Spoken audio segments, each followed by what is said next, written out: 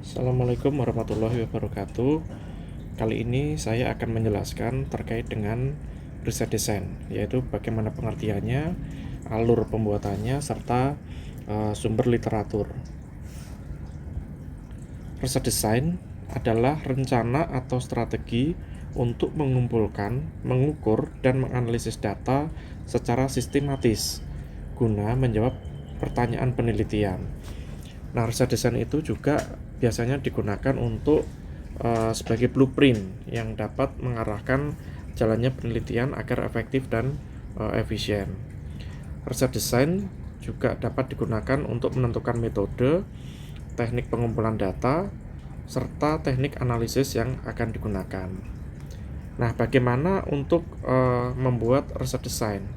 Pembuatan riset desain melibatkan beberapa tahapan ya yang harus dilakukan secara sistematis agar penelitian dapat berjalan dengan efektif dan efisien.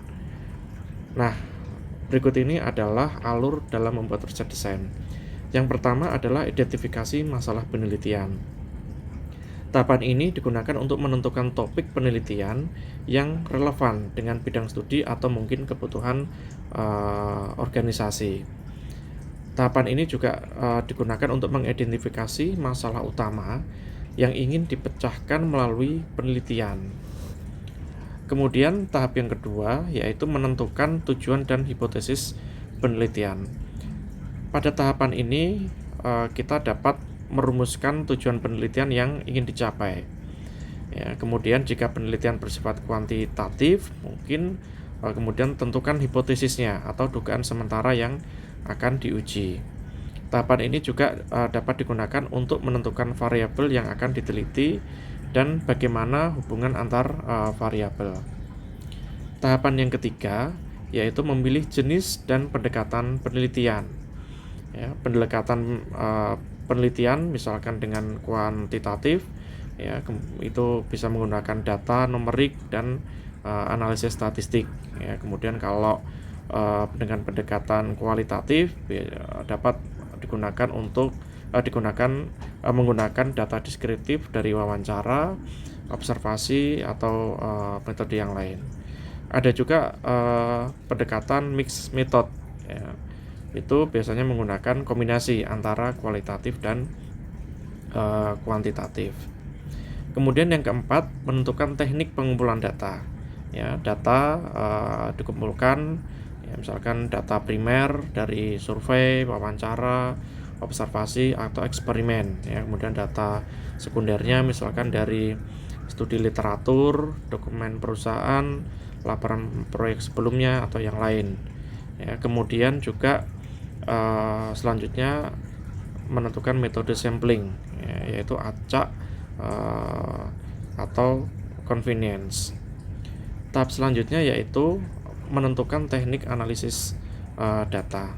Ya, jika analisis menggunakan metode kuantitatif, ya maka menggunakan metode statistik seperti misalkan regresi, uji T atau analisis varians. Atau misalkan dengan menggunakan pendekatan kualitatif, maka dapat menggunakan teknik analisis tematik, coding atau grounded theory. Ya, atau mungkin jika menggunakan mixed method bisa menggunakan kedua teknik tersebut di atas. Alur selanjutnya yaitu tahap keenam, yaitu menentukan validitas dan reliabilitas. Validitas memastikan bahwa metode yang digunakan benar-benar mengukur variabel yang ingin diteliti. Ya. Kemudian reliabilitas juga memastikan bahwa hasil penelitian itu konsisten dan dapat direplikasi. Alur selanjutnya yaitu menyusun rencana implementasi dan jadwal penelitian. Ya, di sini kita dapat menyusun timeline penelitian, ya misalkan dalam bentuk giant chart atau yang lainnya. Ya, kemudian menetapkan tahapan dari pengumpulan data, analisis hingga sampai nanti laporan akhir. Alur yang selanjutnya yaitu menulis dan menyusun laporan penelitian. Ya, ini dapat dilakukan misalkan sesuai dengan format akademik atau standar organisasi ya.